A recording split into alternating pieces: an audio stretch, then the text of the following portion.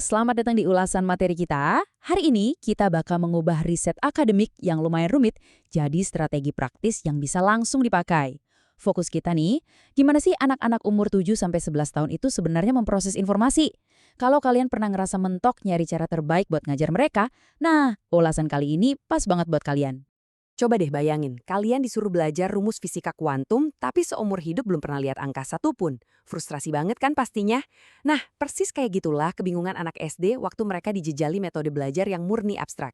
Mereka mungkin kelihatannya ngangguk-ngangguk aja, tapi jujur konsep itu nggak ada pijakannya sama sekali di dunia nyata mereka. Kutipan dari sumber materi kita ini ngasih peringatan keras nih. Ada resiko besar, bahaya banget, kalau kita sampai mengabaikan tahap perkembangan otak anak. Kalau metodenya salah sasaran, efeknya bukan cuma nilai ulangan jeblok hari ini aja.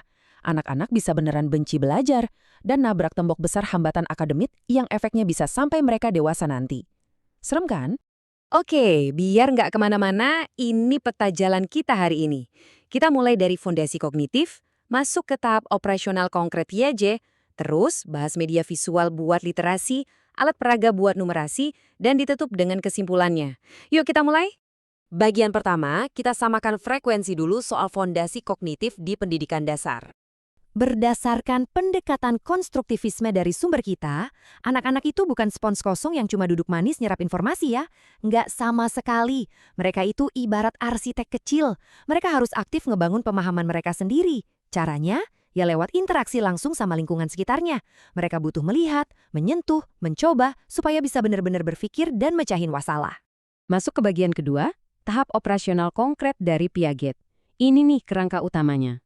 Jadi begini intinya, anak umur 8 tahun itu memang udah bisa pakai logika, tapi ada syarat mutlaknya. Mereka benar-benar butuh objek nyata, sesuatu yang bisa dipegang dan dilihat buat nambatin logika itu. Kalau kalian cuma nyeramahin mereka pakai teori atau coretan simbol di papan tulis, wah dijamin konsepnya cuma bakal numpang lewat aja di kepala mereka. Nah, kemampuan-kemampuan utama di talap ini bener-bener ngejelasin isi kepala anak SD. Mereka lagi sibuk-sibuknya ngatur dunia mereka. Kayak ngelompokin balok dari warnanya, ngurutin benda dari yang paling kecil ke paling gede, atau paham konsep konservasi. Misalnya, mereka mulai sadar nih kalau air dipindah dari gelas pendek ke gelas tinggi, jumlah airnya ya nggak tiba-tiba nambah. Pengalaman fisik sebab akibat kayak gini loh, yang mancing logika mereka jalan.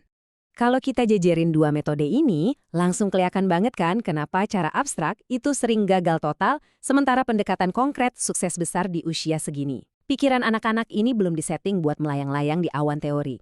Mereka butuh kaki logika mereka napak kuat di tanah, lewat pengalaman yang nyata dan alat perada visual. Oke, lanjut ke bagian ketiga.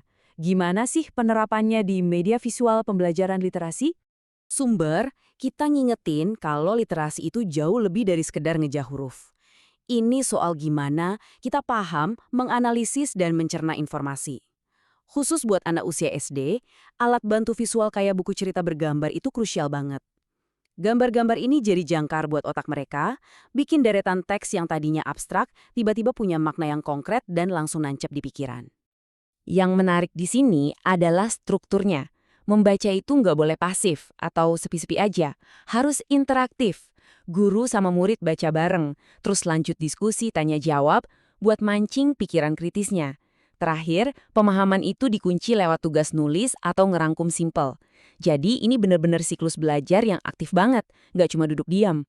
Sekarang bagian keempat, kita bahas dunia angka, alat peraga nyata untuk numerasi. Sama persis kayak literasi, numerasi juga butuh koneksi kuat ke dunia nyata, supaya masuk akal buat otak mereka yang masih berkembang. Matematika itu bukan robotik hitung-hitungan doang loh, ini tentang nalar dan mecahin masalah. Angka di atas kertas itu cuma simbol alien buat anak-anak, sampai kita secara sengaja ngasih makna nyata ke angka-angka itu.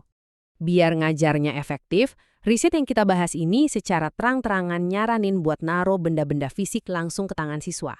Bisa pakai balok, kancing, atau papan hitung. Kenapa? Karena dengan nyentuh dan mindah-mindahin barang-barang ini, mereka memproses matematika secara fisik. Ini nih jembatan ajaibnya yang ngubah angka di awang-awang jadi realitas di tangan mereka.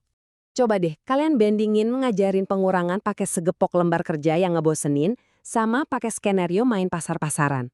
Pas anak ngasih 5 kancing buat beli sesuatu dan dapat kembalian 2 kancing, mereka lagi belajar pengurangan tanpa ngerasa lagi belajar. Pengalaman nyata kayak gini yang bikin pemahaman mereka klik seketika. Akhirnya kita sampai di bagian kelima. Mari kita tarik kesimpulan utamanya. Tabel rangkuman ini ngejelasin semuanya dengan pas banget. Kelihatan kan benang merahnya?